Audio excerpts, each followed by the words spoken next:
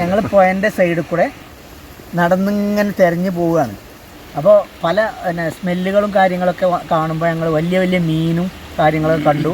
അങ്ങനെ കാട്ടുകൂടിയും ഇറങ്ങിയും കയറിയും പുഴേൻ്റെ താഴേക്കും മേലക്കും കയറി ഇറങ്ങി നടന്ന് വളരെ നിരപ്പായൊരു സ്ഥലത്ത് ജലീൽ ചെന്നുകാണ്ട് ഒരു 3 വിരലുകൾ മാത്രം ഭാഗം കണ്ടു. ഇത്ര ഭാഗം ഇങ്ങനെ കൈ കണ്ടു.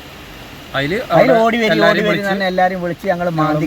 ഞങ്ങളെത്ത് ആയുധങ്ങളൊന്നുമില്ല, കൈ കൊണ്ട് മണൽ മാന്തി അപ്പോൾ വള്ളം ഏന്തി വരികയാണ്. ആ വള്ളം ഒരു ബക്കറ്റ് കൊണ്ട് കോരി ഒഴിച്ചപ്പോഴും ഉറവ് കാരണം പുഴൻ്റെ സൈഡല്ലേ, വെള്ളം കൂടി വരികയാണ്.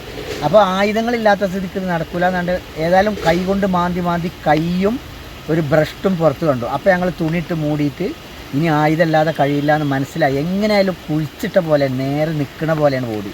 അപ്പോൾ അതുകൊണ്ട് അയൽവാസികളോടൊക്കെ പറഞ്ഞ് ആരോ 1-2 ആൾ കൈക്കോട്ടുമായിട്ട് വന്നു. അപ്പം പിന്നെ സജീവമായി എല്ലാവരും ബന്ധപ്പെട്ട് മാന്തിൻ്റെ ഇടയിൽ ഒരു വലിയൊരു കമ്പി കഷ്ണം കണ്ടു. നല്ല ടെമ്പറിലൊരു വളഞ്ഞ കമ്പി. ആ കമ്പി എല്ലാവരും കൂടി ഒരാൾ വിളിച്ചിട്ട് 2 ആൾ വിളിച്ചിട്ട് പോരല്ല, അങ്ങനെ 3-4-5 ആൾ കൂടി കഷ്ടപ്പെട്ട് വലിച്ചപ്പോൾ ബോഡി ഇങ്ങനെ പൊങ്ങി വന്ന് അതിൽ പിന്നെ ബോഡിൻ്റെ അടിയിൽ കൂടെ തുണി കഷ്ണം വെച്ചിട്ട് തുണിൻ്റെ കഷ്ണം കൂട്ടിപ്പിടിച്ച് പൊക്കിയപ്പോൾ വയറൊക്കെ പൊട്ടിയ നിലയിലും ഒരു കാലില്ലാത്ത നിലയിലും വലത്തെ കാല് പോയി. അങ്ങനെ ഞങ്ങൾ എടുത്തുകൊണ്ട് നേരെ പുറത്തൊരു ചാക്കുണ്ടായി, പ്ലാസ്റ്റിക് ചാക്കും തുണി ഉണ്ടായിരുന്നു. തുണി വിരിച്ചിട്ട് ചാക്ക് അതിലേക്ക് വെച്ചിട്ട് ബോഡിയേക്ക് വെച്ച് ഉടനെ കെട്ടി, മുകളിൽ തുണിയിട്ടിട്ട് കെട്ടി.